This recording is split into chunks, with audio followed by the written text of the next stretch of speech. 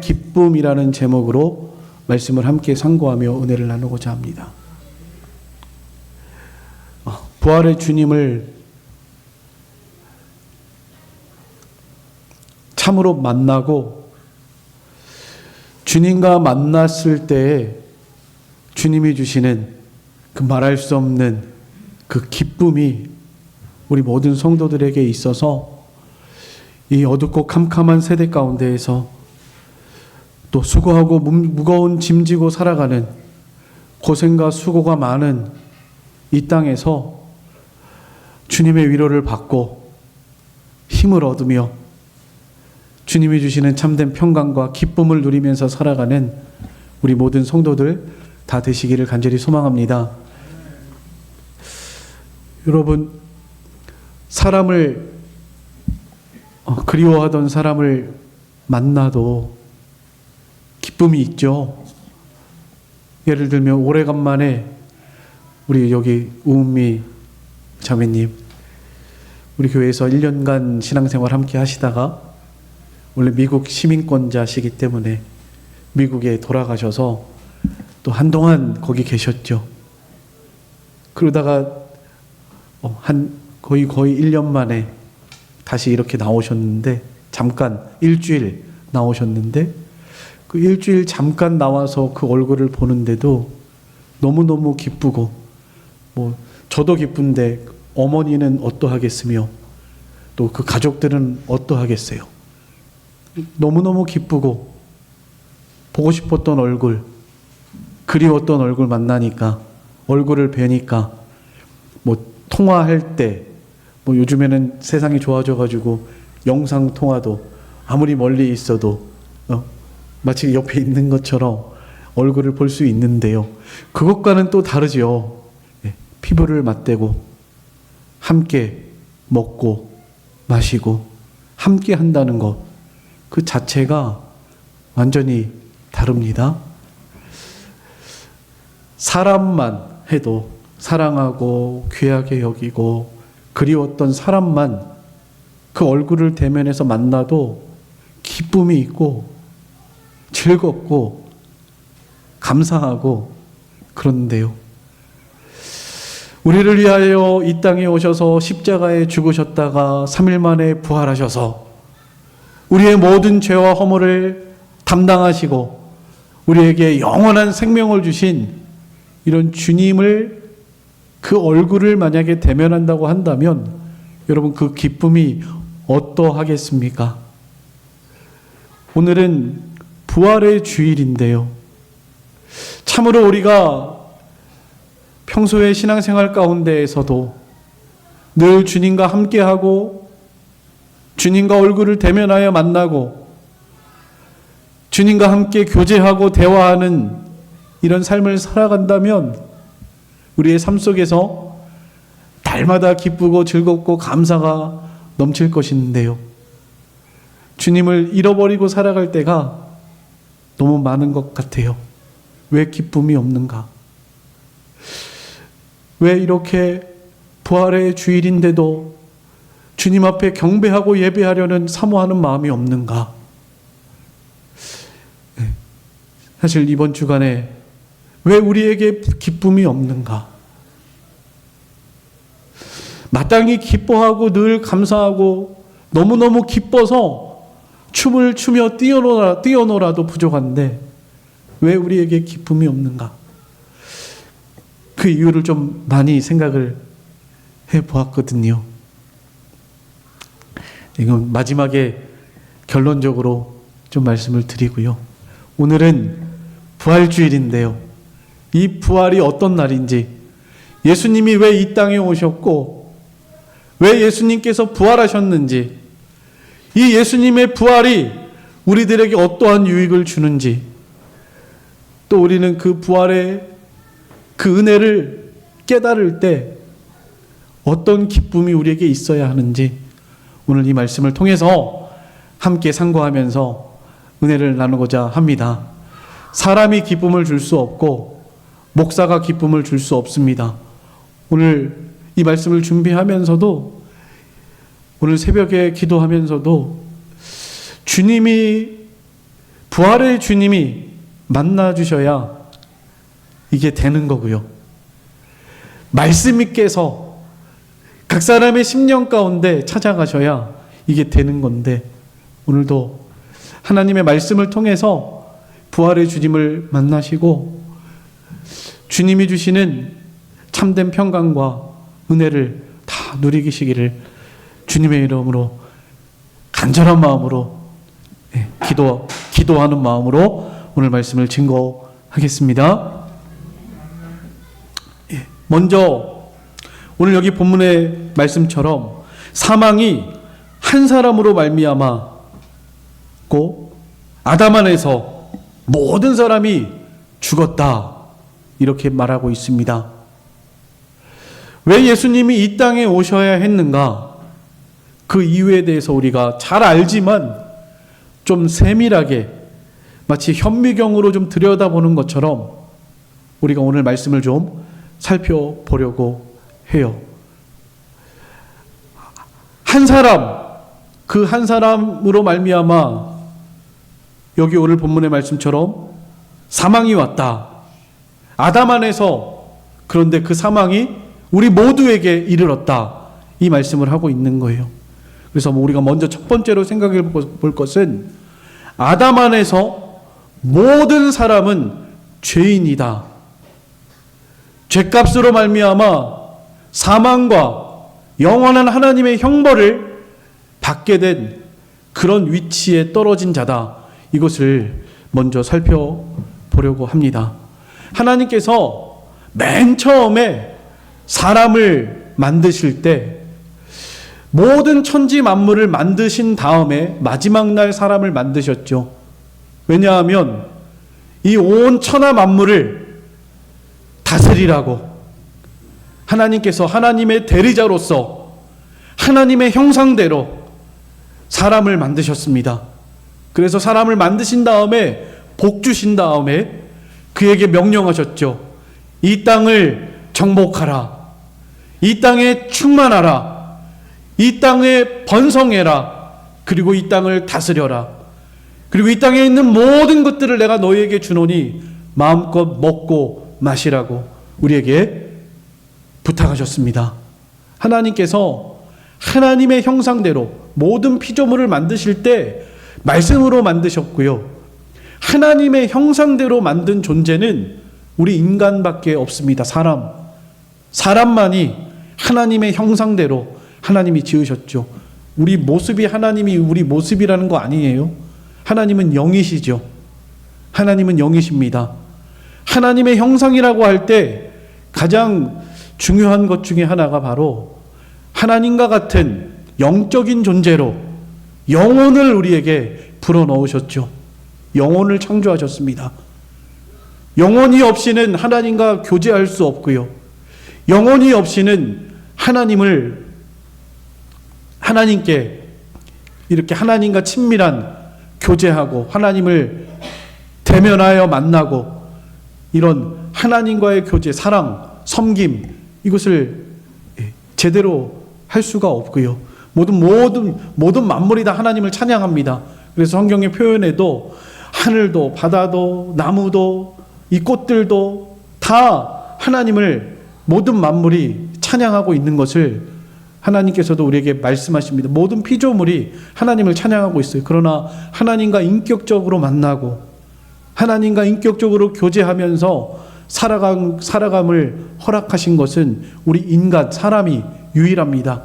왜냐하면 하나님께서 우리 사람에게 하나님의 형상대로 영으로 창조하셔서 그 영을 가지고 하나님과 영으로 교제하면서 하나님을 만나고 하나님과 인격적인 만남을 가지고 교제하면서 살아갈 수 있도록 그렇게 만드셨기 때문에요. 그래서 우리 사람을 만물의 영장이라고 하죠. 모든 만물을 다스리라고, 모든 만물을 정복하고 땅에 충만하고 번성하라고 하나님께서 인간을 맨 처음 만드실 때 하나님의 형상대로 만드셨습니다. 복 주시고 모든 것을 주셨죠. 그런데 하나님께서 사람과의 관계 속에서 딱 한 가지를 금하셨습니다. 동산 중앙에 있는 나무의 실과 선악을 알게 하는 나무를 먹지 말아라. 먹는 날에는 정령 죽으리라. 이것이 하나님께서 우리 인간이 이 땅을 살아가는 법칙이었습니다. 규칙. 모든 사회에는 법이 존재합니다. 법이 없으면 그것은 무법천지, 약육강식, 아주 혼란하고 비참한 그런 사회를 이룰 수밖에 없는데요. 하나님께서도 인간에게 규칙을 주신 거예요. 너희들에게 내가 모든 권한을 주고 모든 만물을 다스리는 이런 권한을 주었지만 너희들의 주인이 하나님이라는 걸 잊지 말아라. 그리고 이 모든 동산의 주인이 창조주가 하나님이라는 것을 잊지 말아라. 우리는 청직이죠. 하나님께서 관리하라고 맡기신 관리자에 불과하다는 것. 주인이 아니라는 것. 너의 주인은 하나님이라는 것. 이것을 기억하라고 선악과를 두신 거예요. 그래서 그걸 볼 때마다 우리는 하나님의 말씀을 순종해야 산다. 하나님이 우리의 주인이고 이 동산의 주인이며 모든 천지 만물의 주인이시다. 하나님이 창조주이시다. 이것을 기억하게 하시려고 선악과 두신 거예요. 그런데 아담이 맨 처음 하나님과의 언약을 잘 지켰나요? 지키지 못했습니다. 하나님과의 행위 언약을 파기했죠. 선악과를 따먹고 타락하고 범죄하고 말았습니다. 하나님께서는 공의로운 재판관으로서 법을 누구보다도 소중하게 여기시는 분이고 법을 잘 지켜야 행복하고 평안하게 살아갈 수 있죠. 왜 나라에 법이 있죠? 우리를 얽어매고 우리를 짓누르기 위해서 법이 있나요? 아닙니다. 어느 나라나 법이 존재하는 이유는 그 법을 지켜야 행복하게 살 수 있기 때문에 불이익 당하지 않고 만약에 법이 없다고 한다면 우리 여기 앉아 계시는 우리 여인들은 힘이 없어가지고요. 남자들한테 다 짓밟히고 정복당합니다. 법이 있기 때문에 법의 보호를 받고 이렇게 약하지만 연약해도 약한 자라도 공평하게 평안하게 행복하게 살아갈 수 있도록 보호하는 거예요. 법은요. 이 법은 아주 좋은 겁니다. 하나님께서 인간에게 법을 주신 이유도 마찬가지예요. 말씀에 순종하고 하나님을 창조주로 알고 하나님의 말씀에 순종하고 살면 그 하나님이 처음 창조하신 동산 안에서 영생합니다. 사실은 아담이 죽음이 온 것은 죄 때문이지 하나님께서 아담을 하나님과 같이 영생하는 존재로 창조하셨어요. 그리고 생육하고 번성할 때도 우리도 만약에 아담이 처음에 죄를 범죄하지 않았다면 지금쯤 우리도 그 하나님이 만들어 놓으신 에덴 동산에서 아름다운 동산에서 거기서 우리도 그렇게 죄 안 짓고 죄가 없는 그런 곳에서 수고하고 머리에 땀을 흘리지 않아도 먹고 살 수 있는 해산의 고통이 없는 자연이 파괴되고 세상이 악해져서 상처받고 고통당하는 일이 없는 그런 곳에서 우리도 함께 지금까지 아마 살았을 거예요. 영원히 살 겁니다. 근데 어쨌든 결과론적으로 아담이 죄를 범했기 때문에 그 즉시로 사망이 왔죠. 하나님은 절대적으로 법을 수호하시고 지키시는 분이십니다. 공의로운 하나님이세요. 그래서 아무리 사랑하는 아담이라도 아무리 사랑하는 아들이라도 죄를 범하면 그 죄에 대한 공의로운 심판을 받아야 하는 것이 하나님의 뜻이에요. 그래서 아담을 아무리 존귀한 하나님의 형상대로 너무나 존귀한 만물의 영장으로 지었다 할지라도 아담에게 벌을 내리신 겁니다. 그래서 그 즉시로 죽었죠. 무엇이 죽었습니까? 그 즉시로 죽은 거. 아담이 선악과 따먹은 다음에 깍 하고 죽은 거 아니잖아요. 근데 즉시로 죽은 게 있습니다. 뭐죠? 영이 죽었어요. 영이요. 하나님과의 관계가 끊어진 겁니다. 하나님과 만나고 하나님과 자유롭게 교제하고 하나님으로부터 오는 그 사랑과 은혜와 은총을 마음껏 받는 이런 자유, 행복, 참된 기쁨, 안식을 그 즉시로 빼앗겨 버린 겁니다. 범죄함으로 사망이 왔고, 맨 처음 온 사망이 바로 하나님과의 단절, 이 영적인 참된 평강, 눈에 보이지 않는 영원한 것들, 이것을 다 잃어버리게 된 거예요. 그 후에 아담이 930년 살았지만 어쨌든 사람에게 사망이 왔습니다. 그 수명이 점점 줄어들어 가지고 지금 우리는 시편에 있는 것처럼 사람의 연수가 70, 강건해야 80, 요새 의학이 발달돼서 90세, 100세, 그래봐야 100세, 100세 시대. 이렇게 한정된 기간을 살다가 모두가 다 사망에 이르게 되는 영혼의 사망, 육체의 사망이 왔고요. 그보다 더 비참한 것은요, 사망으로 끝나는 것이 아닙니다. 하나님의 영원한 저주와 형벌을 받아야 했습니다. 그것은 바로 하나님이 마련해 놓으신, 천국도 창세전에 마련해 놨고요, 창세로부터 예비된 하나님의 나라를 상속하라 하셨죠. 창세로부터 천국도 만들어 있었고요, 창세로부터 타락한 인간들이 가야 하는 그 영원히 던져질 지옥, 영원히 세세무궁토록 꺼지지 않는 불구덩이, 모든 고통과 슬픔과 인간이 당해야 할 모든 저주가 가득한 그곳에 갈 수밖에 없는 그런 처지가 되고 말았습니다. 아담이 하나님과의 관계 속에서 우리 인류에게 온 사망과 저주와 형벌입니다. 이 아담의 죄가 왜 우리와 상관이 있는가? 아담은 우리 모든 인류의 대표입니다.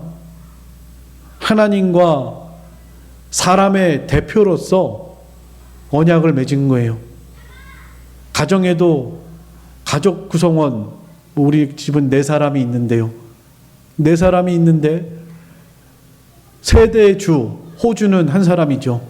그래서 집을 예를 들어서 우리 영구 임대 아파트긴 하지만요, 그 집을 계약을 할 때도 일정의 금액을 지불하고 계약을 합니다. 대표자가 그 계약을 파기하면 아무리 거기에 살고 싶어도 그 가족 구성원은 더 이상 그 안에 살 수 없습니다. 자기 뜻과 의지와 상관없어요. 그게 바로 대표성입니다. 아담은 우리 인류의 대표예요. 대표이기 때문에 아담이 범죄한 것은 모든 인류가 범죄한 것과 같은 거예요. 그래서 오늘 본문에도 말한 것처럼 한 사람으로 말미암아 사망이 왔다, 이렇게 말하고 있는 것이고요. 근데 또 한 가지 알아야 할 것은 우리가 아담 안에 있었습니다. 아담이 범죄할 때요, 이미 아담 안에 있었습니다. 우리 큰아들이 고등학교 졸업할 때, 충북대학교 사대부고 졸업할 때요, 그 충북대학교 생명공학 그 교수님이 오셔가지고 연설을 하셨거든요. 근데 그분은 이제 예수를 믿지 않죠.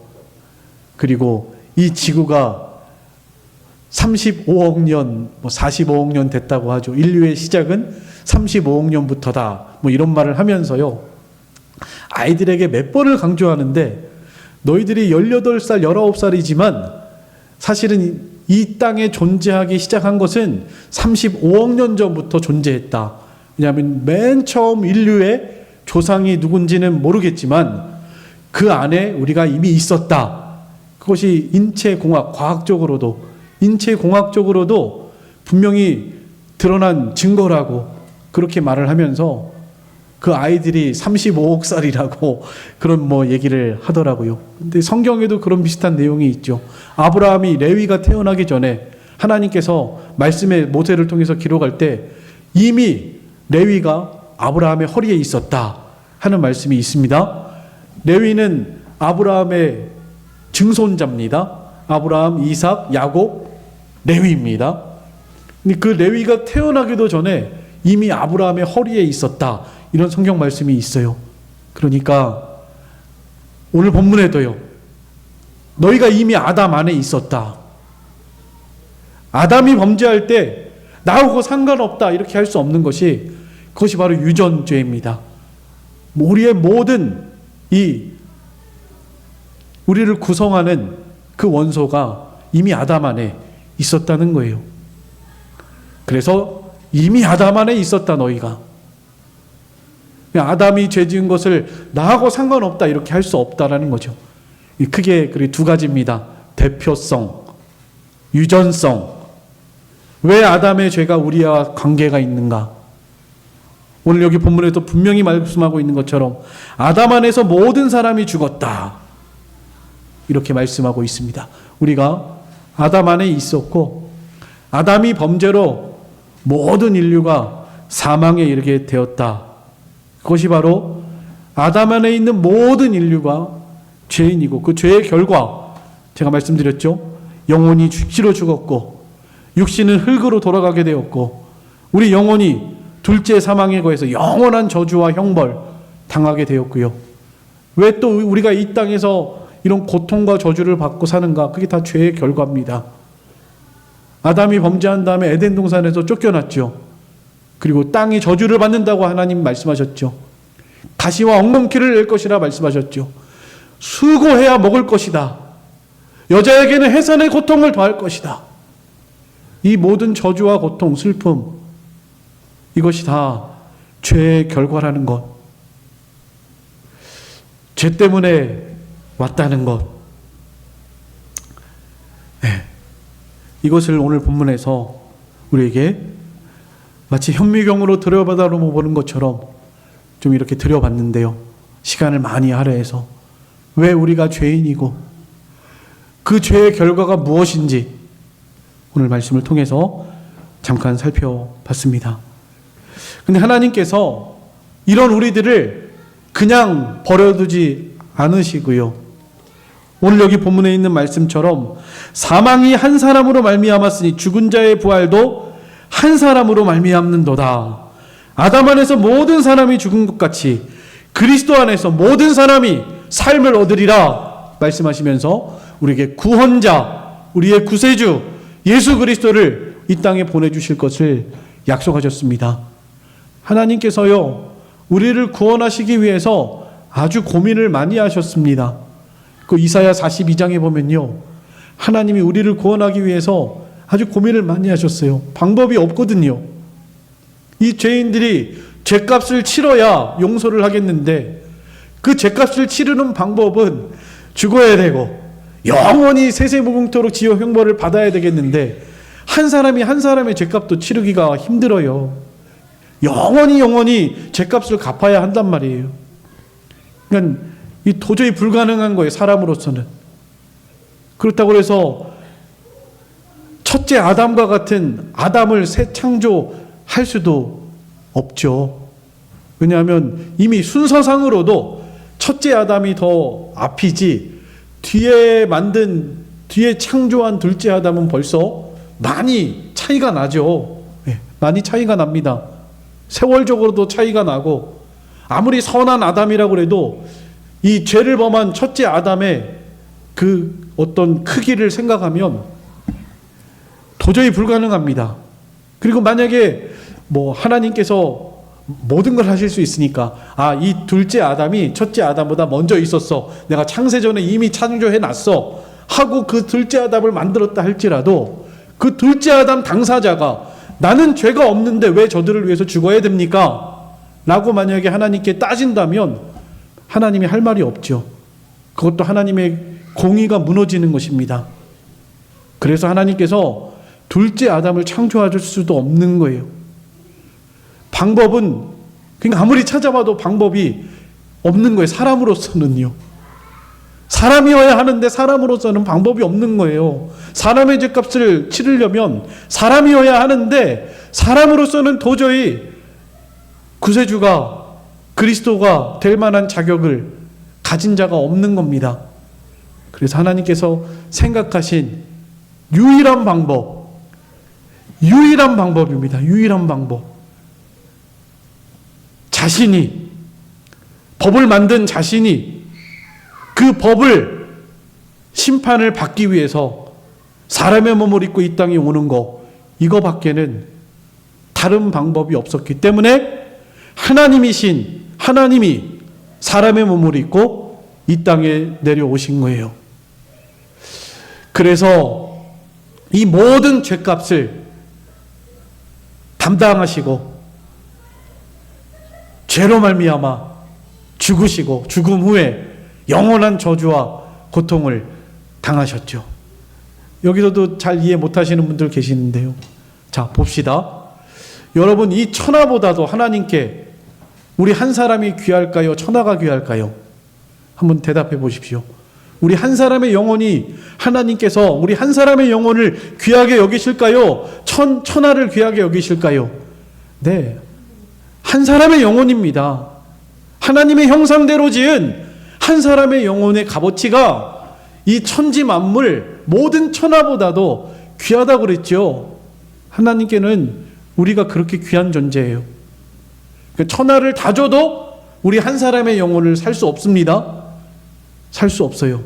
우리가 얼마나 존귀한 존재라는 것을 기억하셨으면 좋겠고요. 이 한 사람의 영혼, 그러면 이 영혼의 모든 택한 백성들의 영혼의 값을 치러야 되는데 그럴 만한 값을 지불할 사람이 있을까요? 도저히 없죠. 그러니까 하나님께서, 창조주이신 하나님께서 우리를 위해서 죽을 수 없는 하나님, 창조주 하나님이 어떻게 죽어요? 죽기 위해서 사람의 몸을 입고 이 땅에 오셔서 자신의 목숨을 우리를 위해서 주신 겁니다. 하나님의 아들, 사실은 하나님의 아들 독생자 예수라고 하는데 삼위일체 하나님이시죠. 하나님 자신입니다. 하나님 본인 자신의 생명을 내어주신 것입니다.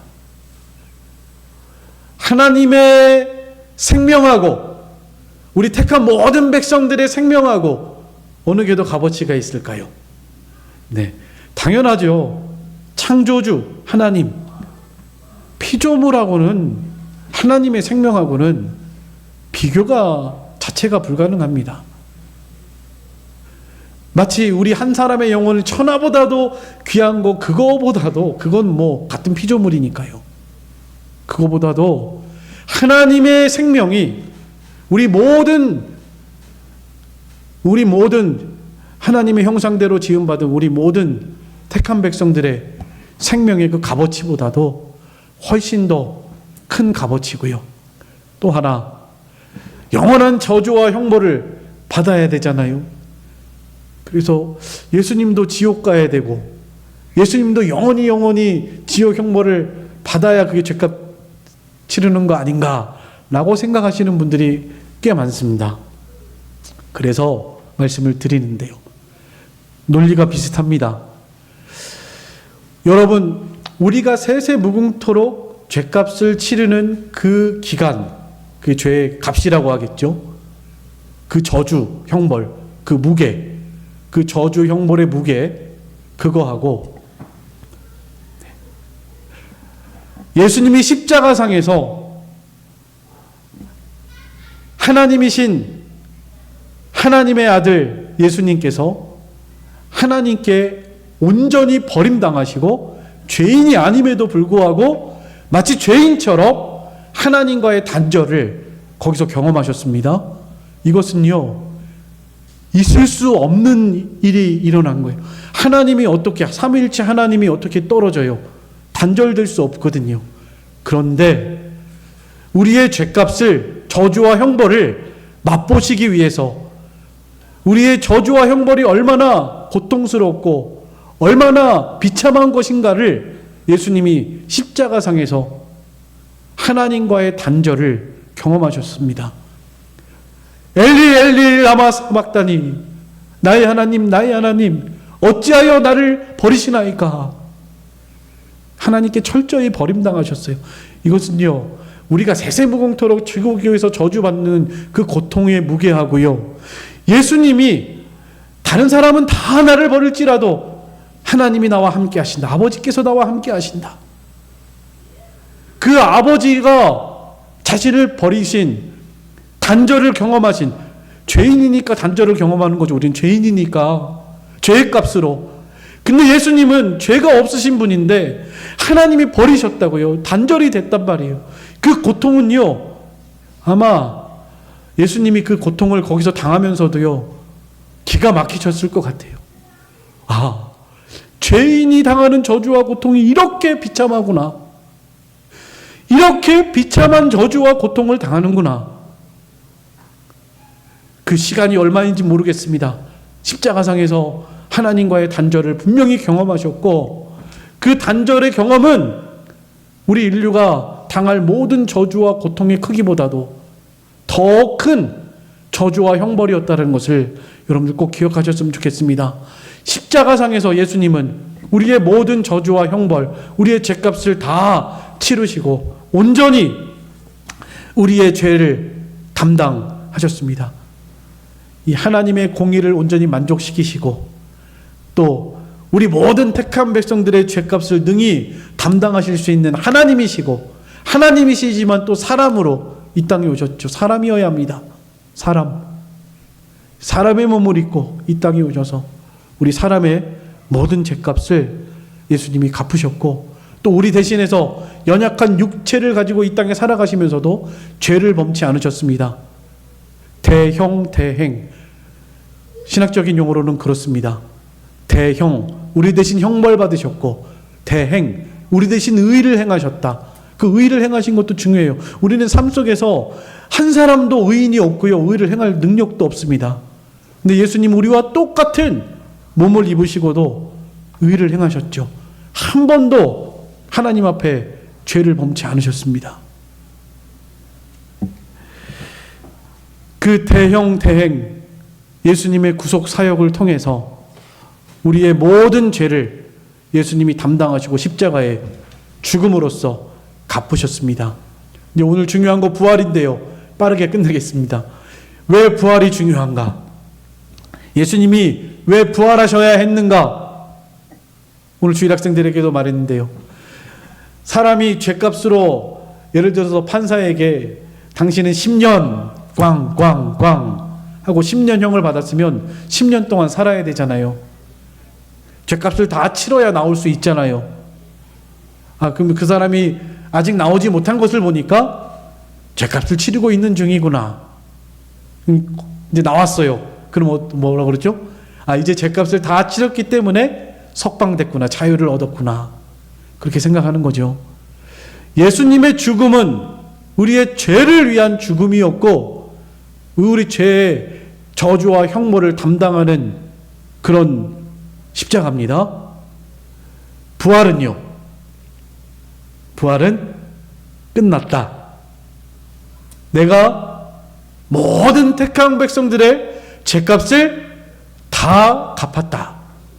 이제 죄와 마귀와 사망의 모든 권세를 다 깨트리시고 승리하시고 자유케 하셨다. 이런 선언과 같습니다.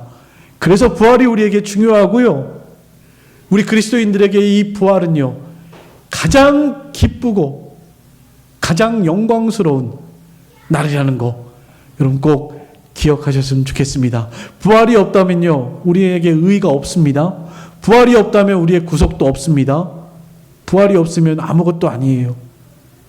여전히 우리는 죄인이고요, 여전히 죄값을 치르고 계시는 거죠, 예수님께서.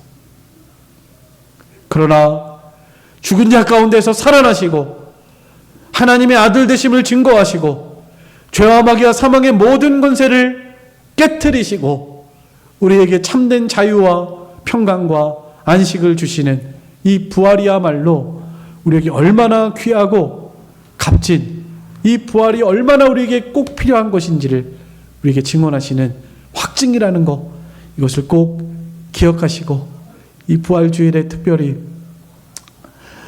사실은 이 세상은요, 흑암의 세상이고 어둠의 세상이고 죄악으로 타락하고 하나님께 심판받아 마땅한 세상입니다.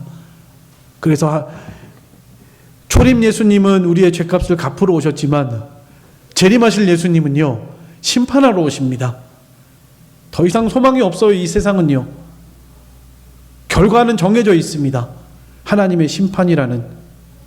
그래서 세상은요, 점점 하나님의 심판을 향하여 달려가고 있습니다.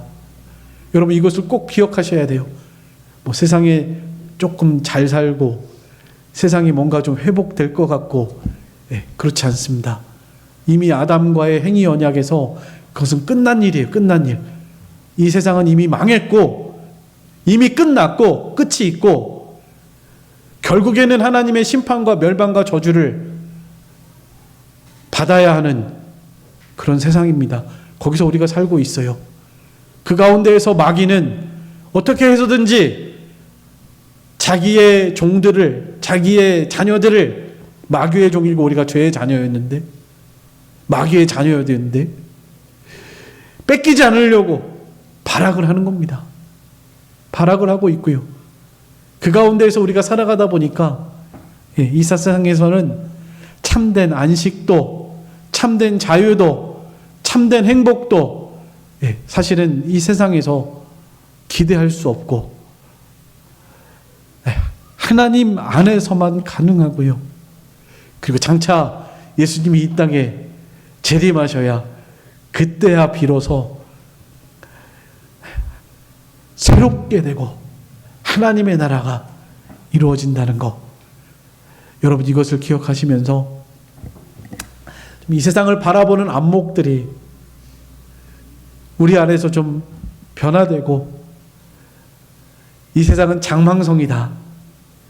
아브라함이 믿음으로 살아가면서 세상에서 장막 생활했죠. 왜냐하면 돌아갈 더 나은 본향이 있다는 것을 믿기 때문에 그렇게 살았다고 그랬고요. 모세가 세상에서 왕노릇하면서 바로의 공주의 아들로서 대우받으면서 세상에서 먹고 마시고 즐기고 세상에 있는 것들 다 누리면서 살아갈 수 있는 그런 기회가 있었음에도 불구하고 바로의 공주의 아들이나 칭함을 거절하고 하나님의 백성과 함께 고난받고 하나님과 함께 동행하는 것을 더 사모했다고 그랬습니다. 왜요? 더 나은, 이 세상과는 좋게 비교할 수 없는 더 나은 그 하나님의 하늘의 본향을 바라봤기 때문에 그렇습니다. 여러분, 이 세상에서 살아가시는 동안에 우리도 너무 이 세상에 마음 두지 마시고, 보물이 있는 곳에 너희 마음도 있다고 그랬는데 우리 눈에 보이지 않아도 하나님이 계시고 예수님이 살아계시고 천국이 있고 또 우리가 영원히 살 그 하나님의 나라가 우리 눈에 마치 본 것처럼 그렇게 보이셔서, 여러분 예수님 십자가 부활 믿으시죠? 보지도 않았는데 어떻게 믿으시나요? 말씀에, 약속하신 하나님의 말씀에 예수님이 우리를 위해 십자가 죽으셨다, 그리고 우리의 의를 위하여 살아나셨다 말씀하셨으니까 그거 보고 우리가 믿는 거죠. 예수님의 죽으실 때 그 광경들이 성경에 얼마나 세세하게 기록되어 있어요. 마치 우리 보지 않았어도 눈으로 보는 것처럼 그렇게 우리가 보고 믿습니다. 그와 같이 이 세상의 소망 두지 마시고 말씀의 소망을 두시고 말씀에 하나님께서 약속하신 그 하나님의 나라를 소망을 두시면서 그렇게 하나님의 나라 저천성 향하여 다름박질하시는 그런 저희들의 신앙생활 다 되시기를 간절히 소망합니다. 부활이 우리에게 주는 유익, 제가 지금 말씀드렸는데 첫 번째가 그리스도가 부활로서 죽음을 이기시고 우리에게 의를 주신 사망과 마귀와 죄의 모든 권세를 이기시고 우리에게 이런 참된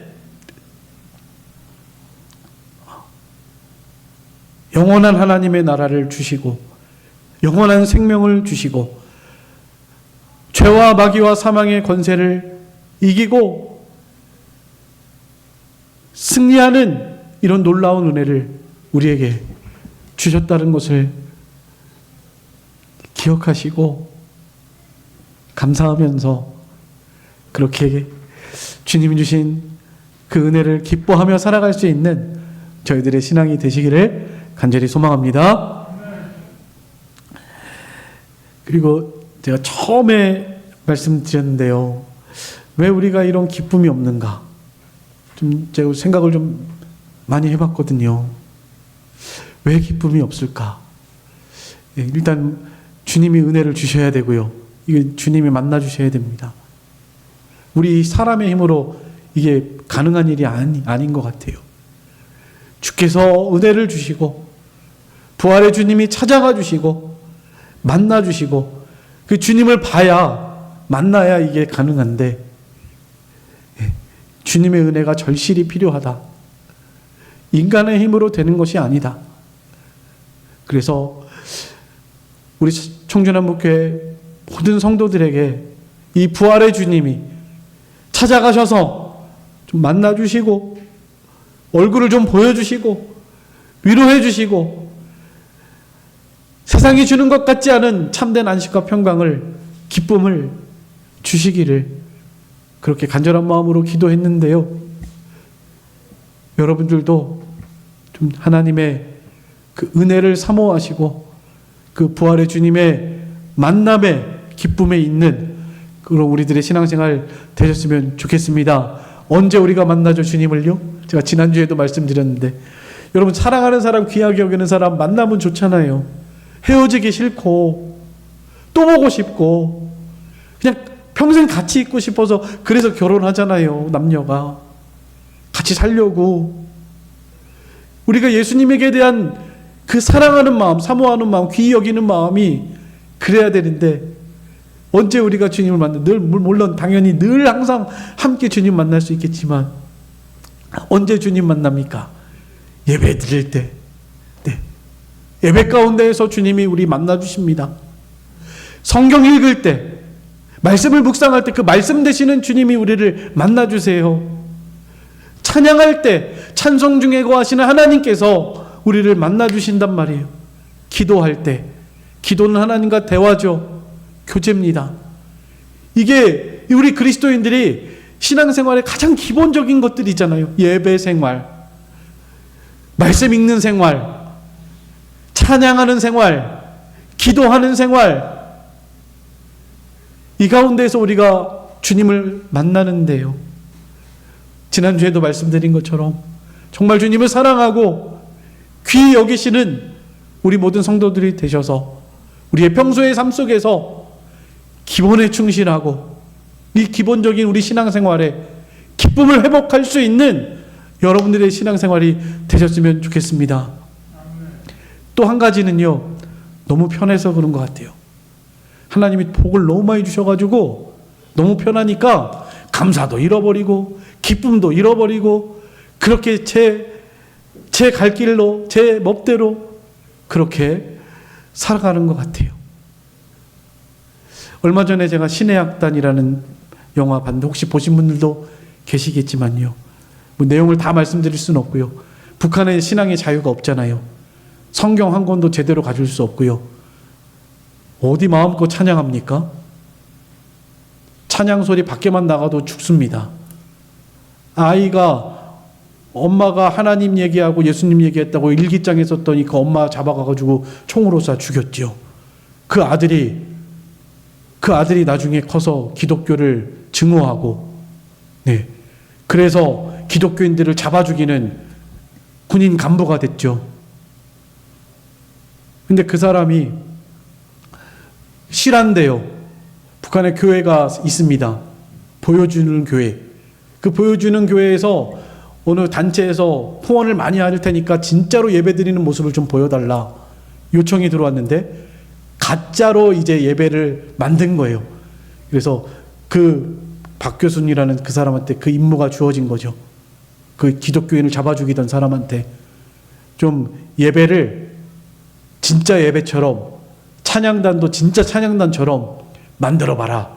그래서 다 속아 넘어가도록 진짜 예배 드리는 것처럼 그렇게 만들으라는 임무가 생겼죠. 근데 그거 하면서 사실은 탈북해서 도망가려고 하던 진짜 그리스도인들이 찬양되거든요. 거기 곧 신의 악단이, 거의 악단들이에요. 잡힌 거예요. 이 사람한테 잡혀가지고 그 준비하는 겁니다. 숨기고, 자신들의 정체를 숨기고 준비하는데 나중에 이제 발각되죠. 근데 이 박규수라는 사람이 죽이지 않습니다.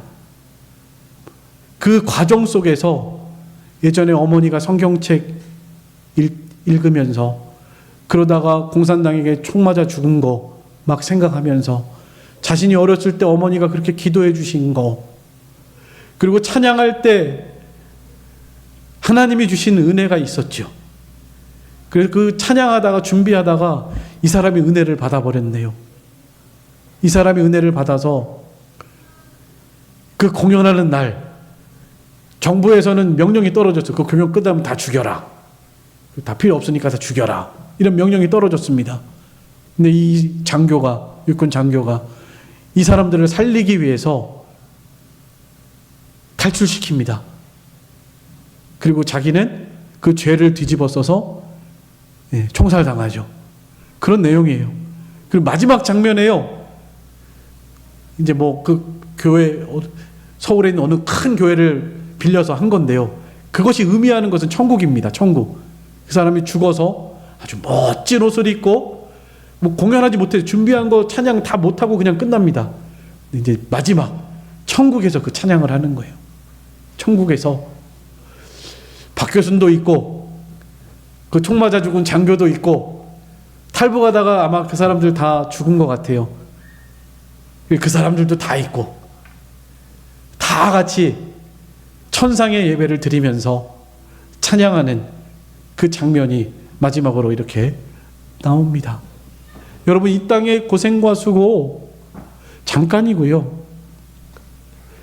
우리가 하늘에 가면 그렇게 기뻐하고 감사하면서 하나님을 찬양하고 보고 싶어하는 얼굴들 다 만나고 거기서 그렇게 사는 거예요. 먼저 가신 아버지 어머니 슬퍼하지 마세요. 예수 믿고 천국 가셨으면 그때 가서 다 만납니다. 혹시 자녀가 먼저 세상을 떠났다 해도 예수 믿고 천국에 먼저 가 있고요. 만나는 거예요. 나중에 다. 그 만날 때의 기쁨. 여러분, 예수님 우리가 만날 때의 기쁨처럼 그런 기쁨이 우리 안에서 좀 있으셔서 소망 가지시고 잠깐 이 땅에서 고생하는 거, 고생한 후에 기쁨이 있습니다. 고생한 후에. 죽음 후에 부활이 있는 것처럼요. 이 세상에 고난 없이 영광도 없습니다. 아무쪼록 우리가 이 세상에 살아가면서 믿음 지키시고 십자가의 길 걸어가시고 조금 힘들고 어려워도 이제 곧 간다. 이제 곧 저 천국에서 주님 만난다. 내 모든 수고를 다 위로해 주실 것이다. 이런 소망을 가지고 너무 편하게 살아가지 마시고요. 좀 일부러 고난을 좀 찾으세요. 일부러 좀 십자가를 좀 지세요. 일부러. 그래서 우리에게 주시는 참된 이런 기쁨을 맛볼 수 있는 우리들의 신앙생활 다 되시기를 주님의 이름으로 축원합니다. 기뻤으면 좋겠습니다. 우리 모든 성도들이 주일날 예배 오는 기쁨, 찬양하는 기쁨, 말씀 듣는 기쁨, 이 기쁨이 있기를 간절히 소망합니다. 다 같이 통성으로 잠깐 기도하겠습니다.